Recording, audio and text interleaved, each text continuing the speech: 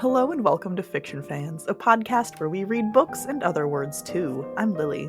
And I'm Sarah, and I'm so pleased that we are welcoming back Hannah and Laura from On Wednesdays We Read to talk about Ella Enchanted by Gail, Carson, Levine. Can't wait to discuss this book. So excited. I know. We're so excited to have you both. But before we talk about this wonderful book, or can you tell where I'm at on the spectrum? What's something great that happened recently? Sarah, would you kick us off? Something great that happened recently is I got to do front handsprings on the tumble track at my adult gymnastics class. And that was a lot of fun. That's so amazing. Okay, you're taking an adult gymnastics class. Why are you the coolest person on the planet? I'm really not that cool. You're like our friend Veronica will suddenly, I'll be like talking to her and she's like, yeah, I'm learning to like throw pottery right now. Oh yeah, I have to go on my like yoga thing. And I'm like, why are you just so cool? I wish. Like I feel like anytime Sarah just like randomly says something just like very nonchalantly about something she's doing, it's like something really extraordinary. And she's just like, I just have to go to my gymnastics class and I just did like a Simone Biles move. It's no big deal. Simone Biles is way better. Just putting that out there. But she's so humble. She doesn't think she's on the same level as an Olympic gold she's medalist. Like, I got second place to Simone Biles, but it's not a big deal. But I did gymnastics as a child. So it's not like I'm coming to this with no background whatsoever. I mean, yes, it's been a long time, but it like I have done this before. It's not. I'm not starting from zero. And you're tall too. I always feel like tall people can't do gymnastics. Tall people cannot do. That is why I stopped doing gymnastics. Is because I got too tall. Actually, like I really wanted to be a professional gymnast and like compete in. Well, I competed at very low levels, but I wanted to like go the distance. And then I grew and kept growing. And that does not work. That does not work very well for gymnastics. So that is very fair. I do know that is a rule of gymnastics that you kind of have to be tiny. So. Yeah. It's just the physics of it. You can actually do all of the tumbling a lot better if you're short and compact. Like it's not that you can't do gymnastics if you're tall. It's that it's just more like you're harder. Flopping around like Gumby practically. That it's like, oh no. What have you got for us today? I went to a book signing in Chicago last night for Oathbound by Tracy Deonn. We covered The Legend Born first two books over on our pod, and the third one just got released. So I was able to get tickets, and I got a book signed for Laura. So now she has to get the hardback versions. But it was just amazing. You know, she took questions, and I loved it. I always like appreciate she's a YA author. And there were like teens who got to be like the primary focus for questions. So it wasn't just like a bunch of adult women being like, and I have a question about these children running around in this book. Like there was that too. But I did appreciate like listening to younger people who love reading. Were there any of my favorite is always this is more of a comment than a question? No, there were quite a few. Like before I ask my question, I just want to tell you that this is amazing, you know, and I did appreciate that. And I also, I don't know, I'm a white woman coming into that space, and I appreciated like just being kind of a part of the community and being able to watch it. And I did make sure that my white husband and I sat in the back so that people of color could be front and focused for the doc. So I think that's important to mention too. Yeah. You didn't make it about you. Yes. He was like, why are we sitting in the back? And I was like, don't ask.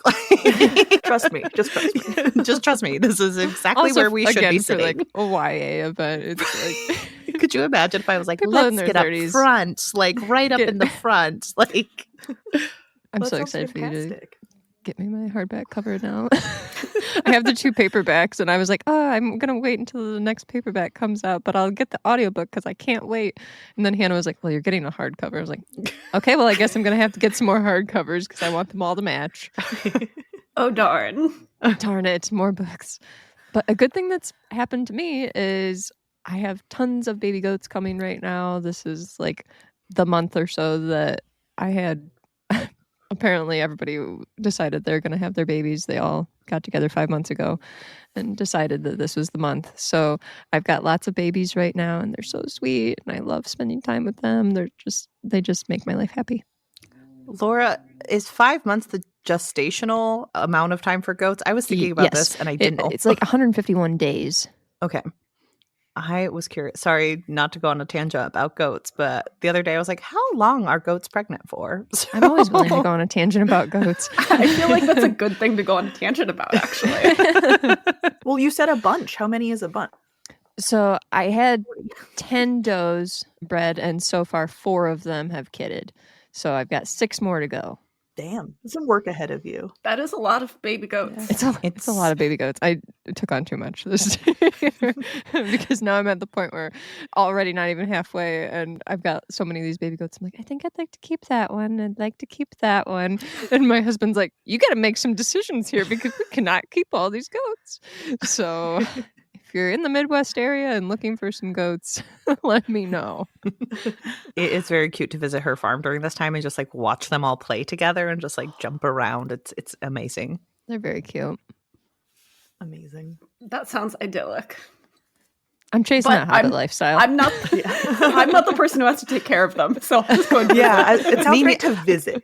I visit and I pet little cute like fuzzy noses or like smooth noses and then I leave. So I don't know about you guys though, but I feel like I am constantly taking on more hobbies and then like turning those hobbies into work where I'm like, oh, you know what? I will just start raising goats. And then it's like, this is a lot of work.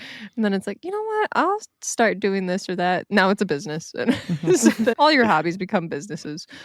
For Christmas, she gave me a small business owner's like goat soap and she was like, that's made with my goat milk. And I was like, of course it is. So. Okay, but that's really cool. Right? Just a flex on my yeah. part.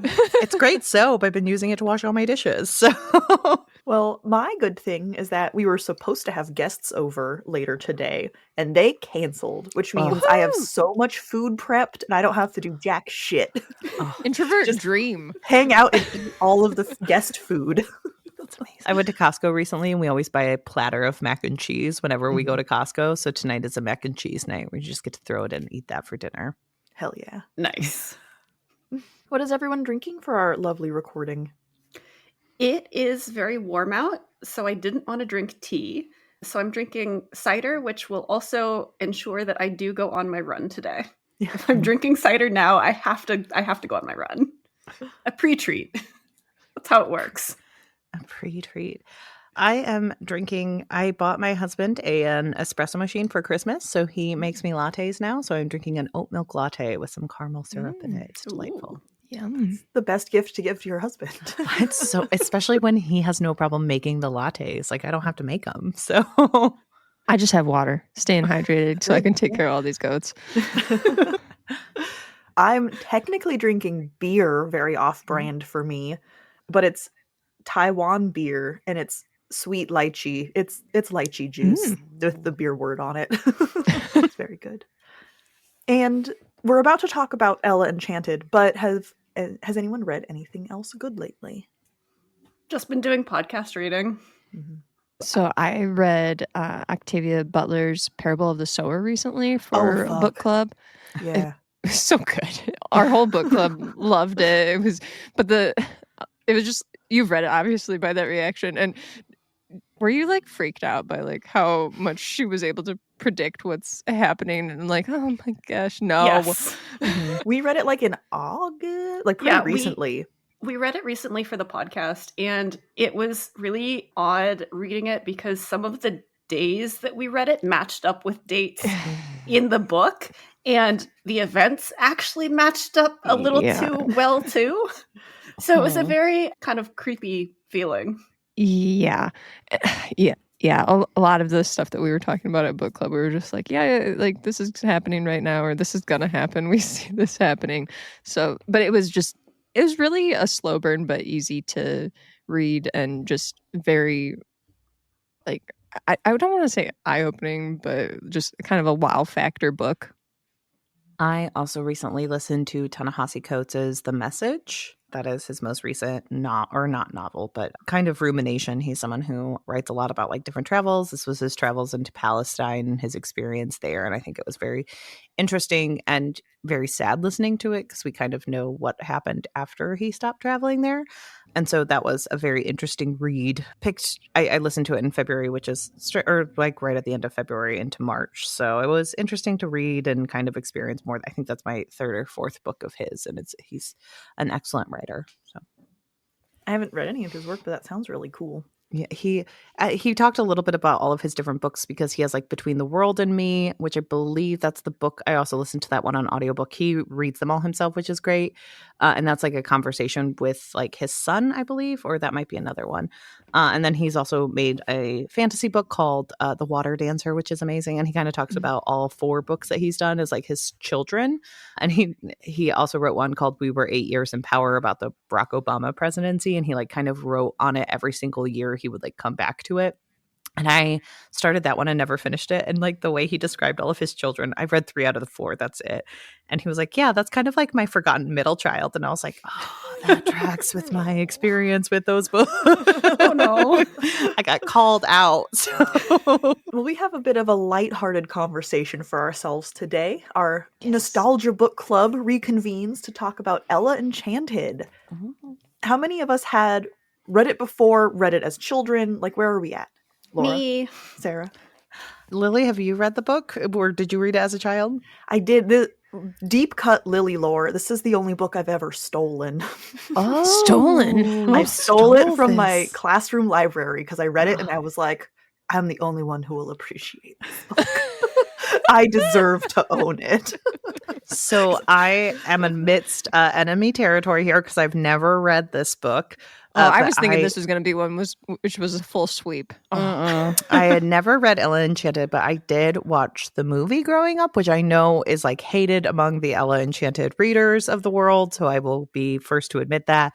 But I did grow up in a very feminine household where we got this. And this was very much a cross-stitching movie where we would cross-stitch to this movie quite often when I had things for 4-H to do. So I knew the broad strokes, but I also knew that the book was very different. I knew to kind of walk in not expecting, you know, Ella to be fighting for the rights of elves and things like that. So. I don't think I've ever seen the movie, or if I have, I watched it once, like right when it first came out, and I don't remember anything about it. I read that there's a Queen song in it, and Yes, there is a Queen song. and I don't remember a whole lot else, but I don't remember hating it. Like when you're saying the Ella Enchanted fans are like, oh no, I don't remember hating it. A lot of people disliked it. I remember there was like a lot of discourse because it was very different, and it also reeks of the early like 2000s. So like very much like girl power and like. I mean, it's Anne Hathaway. She was probably just done with Princess Diaries, and yes, we need more. And so it was very much like she's very political in the movie. The king is dead in the movie, and his brother is kind of like helping Prince Char. And he's evil and wants to take over the kingdom. And he has also like implemented a lot of rules that go against like elves have to be like cookie makers or shoe makers. And it's a weird, like a lot of jokes about, you know, race and things like that. And Ella is this amazing person and Char doesn't really care. And she has to meet him and open his eyes to what his kingdom means and his responsibilities in the world and things like that. So it's a very different energy than. Yeah, I'm really not remembering that. I was going to say that does sound quite different from the book. Yeah, actually. It's incredibly different. Like I was reading it, I was like, oh, this is nothing like this. So, and at one point she like they do go to the giant wedding, but like Char's with her and they tell her to sing. So she sings a song to them.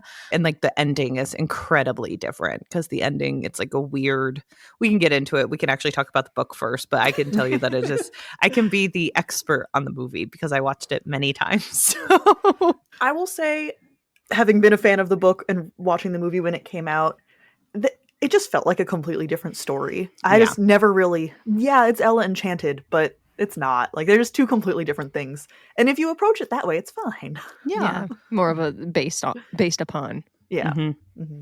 Inspired by. Mm-hmm. Which also, obviously, inspired by Cinderella, right? This is a Cinderella retelling. Mm-hmm. And I really liked the way that Levine sort of gets all of the main points of the story, but approaches it so differently. I thought that was just really delightful. For sure. It does feel like kind of a fresher take on Cinderella than other retellings, probably of the time, too. I was really surprised by all the different elements we saw. Like, I wasn't expecting the pumpkin carriage or things like that to come up. I was very surprised by the last third of the novel. I kind of thought like the first 66%, I was like, oh, it's going to be done soon. And then they got into more of the Cinderella retelling and like delved a bit deeper. And I was really surprised by that we got to see more of the Cinderella lore towards the back end of the book. Yeah, I feel like the Cinderella aspect of the story doesn't actually come in until that like last third. Like the first 2/3 is very kind of divorced from the fact that it's a Cinderella retelling, and then we get it all at the end, which I suppose makes sense, just the way that the Cinderella story itself is so heavy on like the ball, and that's just a small, one small event really. And instead we get to see like this young woman growing up, and she develops a personality and has a pen pal who is the hot prince instead of there's no insta love in this book. And it makes sense that they actually fall in love because they know each other. They've actually had conversations about deep things. What a concept. Shock. She reads his personal diary and letters to other people via magic. I stan a toxic queen, okay? Even as I was like reading it this time, she's doing that, and I'm like, I would do it too. I mean, at the time she's like 14, so it's like, yeah, a 14-year-old would definitely steal the letters of her crush. It's not her fault that this is in this magic book that her fairy godmother gave her. Yeah. Really, we should be blaming Mandy for this. It's not Ella's fault. It was an irresponsible gift. Yes. It is an irresponsible gift. And she can't do anything like turn the page or anything. No. Nobody direct. Yeah. I will say, though, that I do think that this book aged better than Just Ella. Like, Oh, I for think sure. Yes. I think it's a better book than Just Ella, For sure. which is the other Cinderella retelling that we have read for our Nostalgia Book Club. To the point where Sarah asked if we were covering Just Ella, and both Laura and I were like, didn't we just read that? I was like, Oh, yeah. what more is there to say? So I looked it up, and Ella Enchanted came out in 1997, and Just Ella came out in 1999. Oh, Not a good look for that book. no. Yeah. Yikes. Especially with all the war and running away and everything. This one feels like it was Just Ella. meant for a younger audience, though. So it felt like they were coming back 2 years later and they were like, well, you loved Just Ella. So what if we made you an older version of that? And it was worse. So There weren't as many weird gender roles in this as there were in Just Ella. And I feel like we're going to spend a certain amount of time comparing the two books because we have them. But this felt much more balanced. Like, there's some weird stuff going on, but usually it's imposed by the antagonists and like very clearly presented as weird. So that felt better. did feel better. I didn't love how much, like, as an adult reading this, it like was dripping with Ella being not like the other girls. Like, oh, she's funny and she's That's what we like about her. delightful. She learns languages.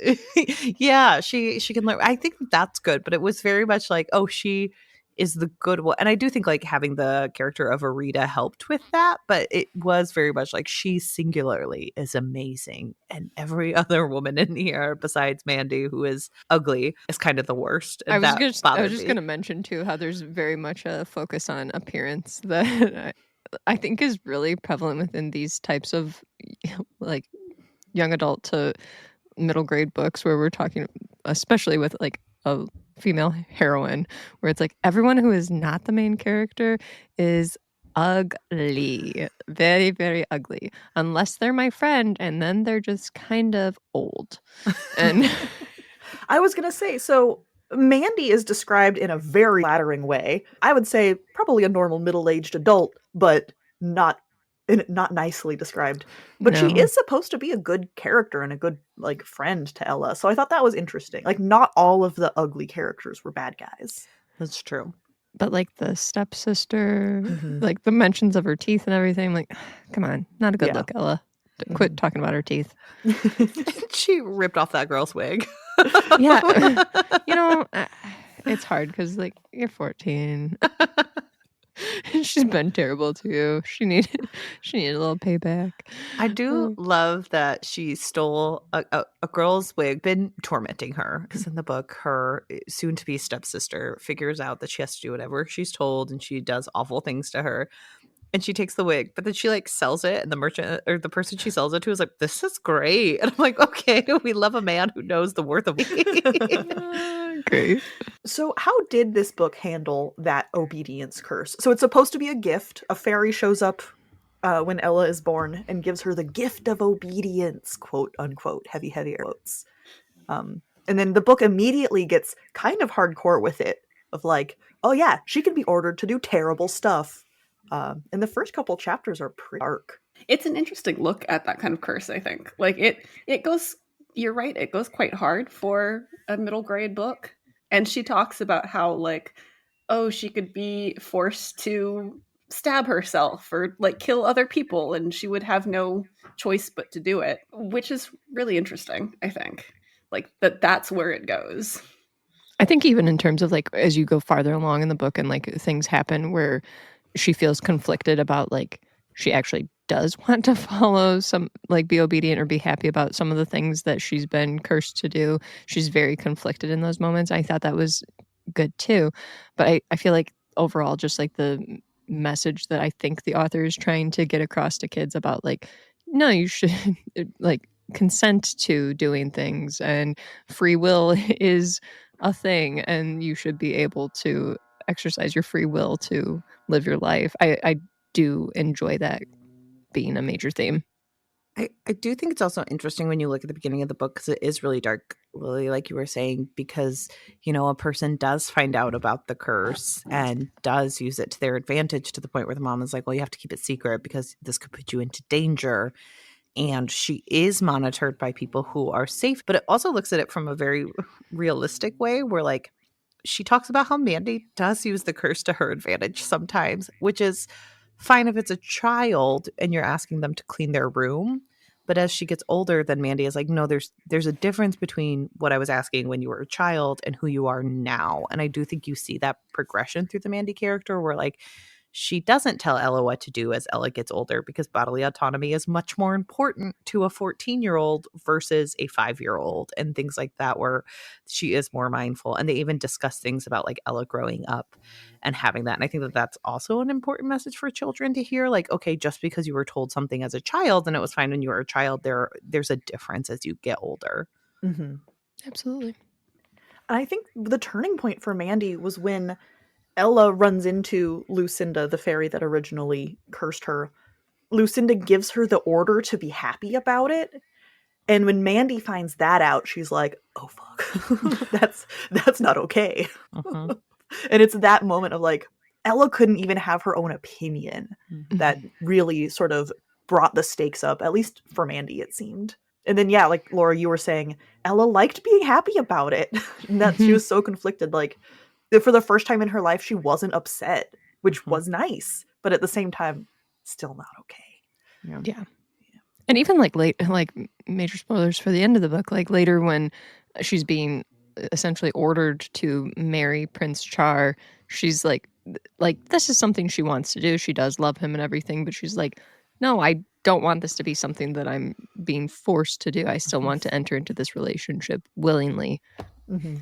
Okay, I will say Taki being forced to marry Prince Char or given the order to marry Prince Char and how that's ultimately what like drives her to break the curse on herself. I do wish that it had not been like that she hadn't needed her love for a guy to actually get to break the curse to do it. Like, and I know there is mention of here are the reasons why the other dangerous situations she was put in did not drive her to do this, because she wasn't actually in danger at any point. But we don't know that like necessarily at the time that she's going through those things. And so especially like when she meets the ogres and they're about to like eat her, you would think that that would help her, you know, find the inner strength to break the curse. But no, it's because she doesn't want to do bad things to her beloved Prince Char. And she can't betray her country. I thought that was patriotism was nuts. It's loyalty to her country and her king. I feel like we that can all relate. was that Levine's way of trying to go like, it wasn't true love. It was because the consequences were so far reaching. But I don't think that really worked. I mean, maybe a little, but I don't think that it worked. No. Yeah, I do wonder if there was supposed to be, and I agree with Sarah that I don't think it really worked for me, because it's just like, oh, I can't marry him, and that made me break the curse. I didn't really care that much, but I didn't. I was like, okay, you just don't want to be told to marry him, but you're going to marry him anyway. So like, this is just a weird situation where it didn't feel like the stakes were that like, oh my gosh, I can't say yes. It's like you could explain to him in certain ways why you fear that, But I do think that Levine tried to say throughout the book that Ella was growing up, and that's what led her to do this. Like, even when she's back with the ogre, she's still young. She's just running away from finishing school. She doesn't really get all of the realities of her situation at times, because she just keeps thinking like, oh, if only I could just get a fairy to undo it all, then it would be fine. And it's actually the progression of her character that gets her to breaking the curse, where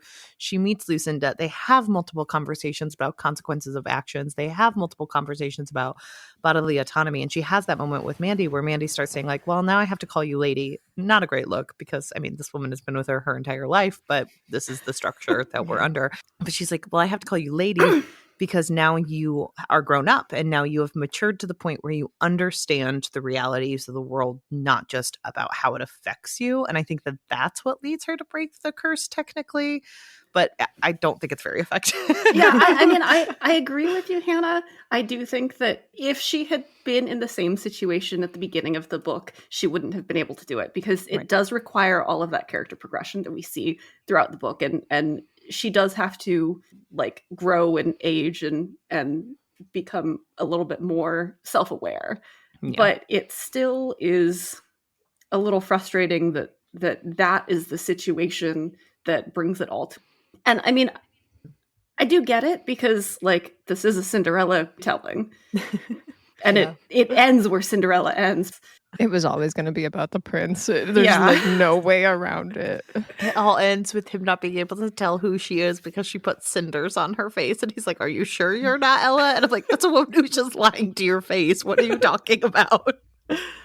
I feel like I read a picture book when I was very young that like the prince had, is it aphasia, where you can't recognize faces? That's beautiful. Yeah. Hi, future Lily here. That is not what it's called. It is called prosopagnosia. Whoops. Headcanon accepted. I was just going to blame it on, like, dude's not paying attention. He just loves her personality so much because she's so much not like the other girls. He can't even look at her face. So, which is so fun. I did laugh during the ball scenes. Like, Ella has to wear a mask when everyone else would be unmasked, which I wasn't like, why don't they just put a rule in there that everyone has to wear masks so we don't have this whole plot point? Because I was sick of hearing like, maybe she has a scar on her face. But like, it was incredibly funny to me that was like the biggest concern of like, well, maybe under there's like a rash or something and she's ugly. Well, I mean, we know that being ugly is one of the greatest sins possible, so. How dare they? We talked about Hattie a little bit, the awful stepsister who figures out that Ella has this obedience curse. But there's also Olive. And I feel really bad for Olive. I do think Olive deserved better. Like, she deserved a mother who actually cared about her education and a sister who wasn't terrible. I didn't like Olive. She was trying to rob poor people. I don't think, to be clear, I don't think they're great people. No. But I think that that's possibly an issue of nurture rather than nature. Like, they have this mother who clearly is a social climber and doesn't really care about them except what they can do to bring the family worth, and who has kind of, it seems like, given up on Olive and spent all of her attention on Hattie, who's maybe a little more conventionally attractive. If you put a wig on her, like, if you put a wig on, teeth. I kept being like, if you put a wig on Olive, is she gonna look better too? Like, why did you make that decision? Yeah. I don't know. I mean, and maybe it has to do with the fact that Olive is illiterate, but if you just got Olive some education, like if you spent a little more time, like maybe she's dyslexic or something. Like if you actually worked with her, you can bring her up to speed. Like it's not like illiteracy can't be handled. I do think as an adult, like reading these things, it is a lot easier to feel a lot of sympathy for Hattie and Olive, just because you're like, okay, there's a lot of trauma here that is not being dealt with. Yeah, I don't think I liked them as a kid, to be clear. No. But I do think it's interesting that they both kind of get happy endings. I mean, Hattie less than Olive. Like Hattie less than Olive, yeah. Yeah. But it doesn't sound like she has an unhappy ending. Like she still is able to leverage her connection to Ella to get marriage. Olive finds someone who pays her to spend time with him. And he talks to her. I did feel bad when she was like, her biggest wish was someone to talk to her. Yeah, right? It's very Like, sad. She finds out that Ella must obey her every command, and she's like, hang out with me. It's pretty Tell sad. me a story. Talk to me. Yeah. That is sad. But I found less sympathy for the girls, just pragmatically, because I just can't handle people who are awful right now. But I did find not exactly sympathy, but I understood that they were children. Like I understood that a 14-year-old who found out that a girl who's prettier than them has to be obedient. And I was like, yeah, there are some 14-year-old girls who would be awful because that's just the case. But like there are some of boys or any child who's 14 being awful. But it made sense to me. I don't know if I found myself overly sympathetic because it's one of those where it's like, okay, well, yes, some people would do this, but like also I think it's a bridge too far to steal someone's mother's necklace, like, or but that was Hattie. have her be poor and give her all your money when like this woman doesn't have a pot to piss in, and you're like, give me the few coins you have because I need more wealth. It's like, well, at that point you're just being cruel. And I think that there's like that line between I can understand, but I can still, it's context, not an excuse. I'm not sure though that, and I agree with your point, but I'm not sure that Hattie and Olive recognize just how cruel they're being. Hattie maybe. Hattie I think is a lot more intentional about it, but I think Olive just genuinely doesn't get it because she has these terrible examples, and she's also a little younger. Yeah, I think it does kind of play back into like the upbringing and the trauma that they're growing up in, where it's like they're becoming awful because they know no other way. Yeah. So I do feel bad for them. Yes, they could have been better. There are plenty of people their age who would have been better, but they also have this terrible upbringing. So I think it is at least understandable, if not excusable. So a lot of the consent issues we've talked about so far have been around the obedience curse. But also at one point, Ella's father doses her with love potion. Oh my gosh, that was awful. Her dad is that was bad. Terrible in this book. It's and shocking also, how bad I guess he if we're is. talking about like people growing out of trauma and everything, her dad is horrendous to her, and she does not become a totally awful person. So there is the flip side of this where it's like she had her mom and Mandy though. She had these other role models to teach her better. The first 13 years of her life were without him because she makes a point of saying like that's he's true. That's never true. around. Yeah. Like he never talks to her or anything, but still he's real bad. He is, but it's interesting the ways in which he's bad because there are moments when he's almost a person and not just like this terrible caricature. Like he doesn't care if she rebels necessarily. Like he doesn't mind her attitude or things like that. So it was a really weird juxtaposition. Well, I think it kind of goes back to something we talk a lot about where it's like, I don't mind you being rebellious to the point until it's an inconvenience for me. And then you're a woman and you have to do what I tell you to. And like, I think that there is a certain flavor of that when he is someone who is like, oh, I find you charming. I find it hilarious that you're like going to do this. But also if I need you to get married, I'm just going to dose you and we're all going to agree that that's okay because you are my property. And that's the same with Ella tells him what his wife is doing, and he knows that he doesn't love his wife because he loves his wife. He knows it's because he was put under a curse and he has to love her. But he is very quick to be like, okay, well, the only option for you it's not to come travel with me or for me to talk to my wife and be like, hey, this is inappropriate. You can't do this. You love me. No. It's, well, you'll just have to deal with it until I find you a husband. And it's still like very like, you are my property. That love potion scene was nuts, though.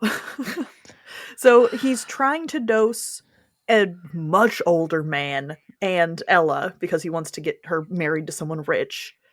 And what the guy avoids it. He like doesn't like mushrooms or something or he's allergic or yeah. So he And just doesn't. wasn't this still under the point where she was like supposed to be happy with everything that happened to Yes. her? Okay.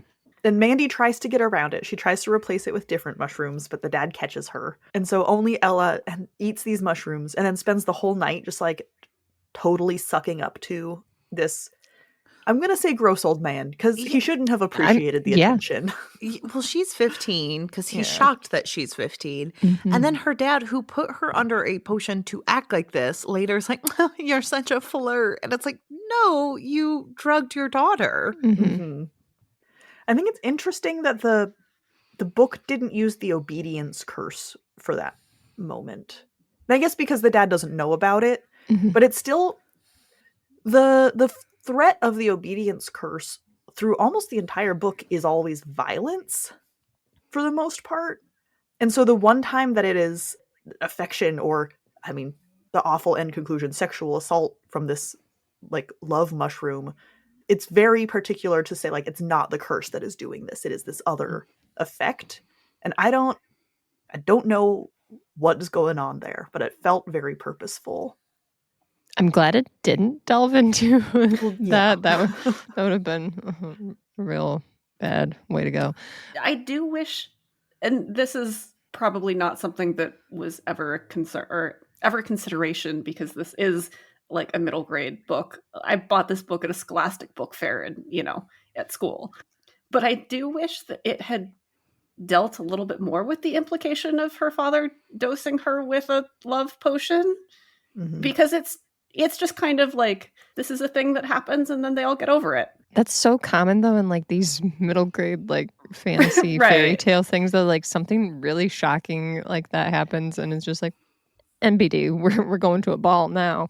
Like, Yeah. okay. Like once it's over, it's just over and there's Mhm. no like actual discussion about how this was a violation or how her father is really terrible for doing this to her. And I get that that's just the nature of the genre. I do think that is doing a disservice to the children who read this book. Oh, for sure. It's a pretty dark book to read as an adult for the first time. And I will say the thing that kind of like, I don't know if I can tell you guys, this is a little bit of a spoiler on like, I don't know if I enjoyed this book that much as an adult reading it for the first time. Sorry. But because it felt a little bit like it was trying to be another book that we read, Witch, where it's like, oh, there are all these funny, ironic moments happening. But at the end of the day, I'm like, well, this is a 15-year-old child doing this. So like it changes things and it feels like the stakes are higher. And I don't know why we're treating it with this much flippancy. And it just kind of, it felt very strange because we kept going from like vignette to vignette to vignette. And there is a like overarching character line, but it didn't feel like there was an overarching plot. It just felt like we were moving to different scenes so Ella could have character growth. And that felt the clunkiest to me, where the dad is like, well, we have to marry you off. It's great I ran into you here. You ran away from finishing school. Let me drug you. Oh, now you don't need to get married. I'll get married instead. And I'm like, well, this is bizarre. Like, it's just like, what's happening? I agree. Reading it now, it felt like Ella should have been like 5 years older. Yeah. And I wonder if that was just the 10-year-olds reading it don't understand that 20-year-olds exist. And so you had to say that she was 15. I mean, it's definitely just a thing though. I feel like when Yeah. I feel like when I read it, I was like, wow, she's so mature and old. And I think you're right, Lily, that 10-year-olds reading this aren't going to recognize this whole age thing because 15 is ancient to somebody who's 10. But you could have easily made her 17. I'm not excusing the author. I'm Yeah. just saying I don't think the intended age group for this book is going to pick up on some of these things. Pretty sure that I didn't, No, when I I think was- 15 absolutely is did shorthand for like ancient. Don't worry Yeah. about it. Mhm. But like obviously, when you're on the other side of that, you're like, oh no. But like, it was one of those things where it's like, why is the most historically accurate thing the fact that like there are ogres running around, and the most thing is like back in that day, 15 was about the time you got married. So Lucinda eventually turns around and realizes that, hey, maybe these obedience wishes, or not wishes, but blessings are the worst. And yet she refuses to remove the curse. And that bothered me a lot. Yeah, she sucks. It just kind of felt like the plotting at that point, where it was like, well, the book can't end yet, so it can't just be Lucinda breaking the curse because it has to be Ella. At least there was some kind of justification. And I do kind of get it. Like, Lucinda has done all of this huge big magic. And we know from Mandy from the very beginning that big magic is like a big no-no for fairies, or it's supposed to be. And so Lucinda has turned another leaf. She's not doing big magic anymore. And it's really unfortunate, but that includes reversing all of the bad stuff that she did before. So, like, at least there's some justification. It sucks. It's pretty thin, but at least it tries. So there is a weird different. Again, the movie is nothing like the book, but in the movie, she does run into Lucinda, and it's so in the movie, the Char's uncle tells Ella that Char is going to propose, and when he does at midnight, she is supposed to stab him and kill him. And so she tries to run away from the ball to stay away from him to keep him safe. And then Lucinda comes up and she's like, honey, I'm not going to take the curse away from you. I'm going to make you ready for the ball and just send you back to the prince. And she like makes the situation worse. And it's a comedy of errors where Ella's sitting there like, please don't send me there. I like, this is going to end badly. And she's like, nope, you have to go. And she just sends her in a dress. And that's like the Cinderella fairy godmother aspect, which is funny in a 2000s context. But in the movie, Ella says like, I need you to break this curse. And Lucinda says like, that's not my business. I gave you this. It's up to you to break it. And there's like a little like nugget put in there like, hey, eventually you could potentially do this yourself if you wanted to. And I felt like in this, it's like, no, I just can't do it. Sorry, I'm going to raise my hands. It just felt a little silly. Yeah. Well, I wouldn't want to meddle. Yeah. we know from the beginning from Mandy that she can break this curse herself, that Ella can break this curse herself. Mm-hmm. So we have had that kind of like nugget put in there. It's just that Lucinda clearly also could, and she's just not doing it. But she can turn a pumpkin into a carriage because that's not quote unquote big magic. I do like that Ella's like, she doesn't actually know what small magic is. So like, she will help me. I don't know if this is me just like rules lawyering this children's book, but the fact that she never comes up for a system with Mandy, for Mandy to just countermand any orders that are stupid is a little frustrating. Yeah. I get she can't tell people about the curse. Sure. Yeah. Totally. But just like, quick, Mandy, tell me not to give all my money to Olive. Right. It wouldn't be that hard. Yeah. But it also is like curses can be countermanded. So even if she asked Mandy to do that, if Olive said, give me all of your money, she would still have to give her all of her money. Yeah, that's a bad example. But the ones that are like, I guess we see it a little bit with the parrot. I do think that Yeah. it's silly that all of her angst about being able to tell Char, like, she could just turn to Mandy and say, Mandy, can I tell him? And Mandy could say, yes, tell Char about the curse. Like, I agree there are some things that she could have asked Mandy for help with. Yeah. It does feel like as she gets to know people a little more, it's like, okay, is this a trusted person that you can tell about this thing that you're going through that could maybe assist you in all of your struggles here, rather than just trying to juggle a bunch of lies to cover up the fact that you have this horrible thing happening to you. Or even like, hey, don't give Hattie your mom's necklace. Go get that back. Like, Yeah. Yeah, that I kind do of feel like thing. there are certain things where it's like, Mandy has a very weird energy of plot witching where she's like, well, I'm here to explain things to you, but I'm not here to be part of the plot. Well, at the point where Hattie has actually taken the necklace, Mandy's not in the picture. Right, but she's like with them for a significant period of time later. And it's like, well, she could take it back. She could have gotten it back at that point, yes. Yeah. I agree. The moment that I think it's the most obvious is when Char comes back looking for Ella before he goes off on his like year-long travels, and Hattie orders Ella to like stay hidden. Yeah. Well, I don't think Mandy Mandy was in the house yet. Mandy was traveling to them. Mandy was not in the house yet. Yeah. There So we she go. did. The author did really Yeah. cover her Okay. tracks with this. I mean, think about it. This plot totally holds up. The more I think about it, no notes.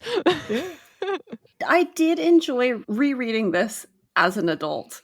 There's a lot of problems with it, but I do think that it's not the worst book I've come back to as an adult.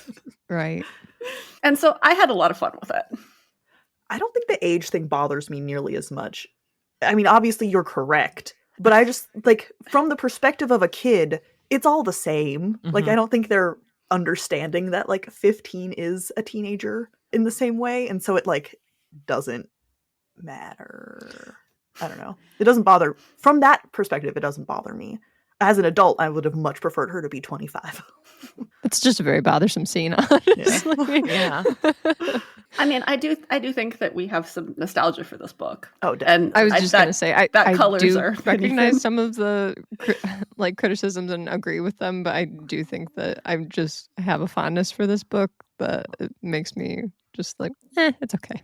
I made y'all read a book about Christmas angels. I am not sitting on a high horse by saying I didn't enjoy this book. I am saying that there are certain We books all rated that like, 10 out of 10, Hannah. Christmas angels and horses. So like I am not like I think people who enjoy this book are well within their rights to enjoy it. I think as someone who read it as an adult, I listened to it via audiobook, and again, weird children book things. At the end of chapters, they put music in to tell the child that it's like, oh, It's the the end of chapter is the breaking, so you could stop playing at this point. And I was like, yeah, I know what a chapter break is, but I think this is one of the there's only been a couple books that we've read together that I haven't read and had nostalgia for. And this one just seemed weirdly long to me. Like it just felt like it went on and on and on. And I think if it were shorter, I probably would have enjoyed it a little bit more. But like I said, it just like the overarching plot didn't flow for me. But I also don't think it's bad to have nostalgia for this book. I'm not sitting here being like, I am so much better than you all for not liking Ella Enchanted. I was just like, oh yeah, it was a book and it was You're a movie stan. Well, yeah.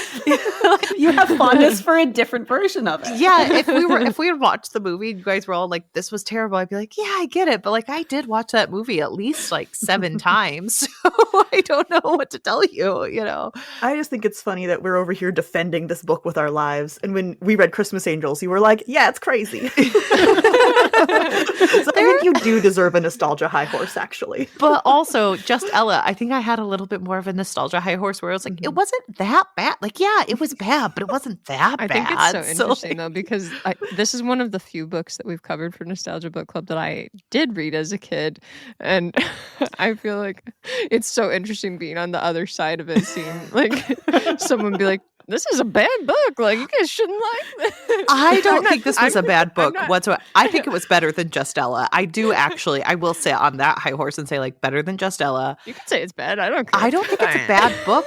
I think it personally was a little boring for me, where I was like, why are Well, we compared like to every spending... like, I can come at this from someone who did not read Just Ella as a kid, and that one was like wild to me.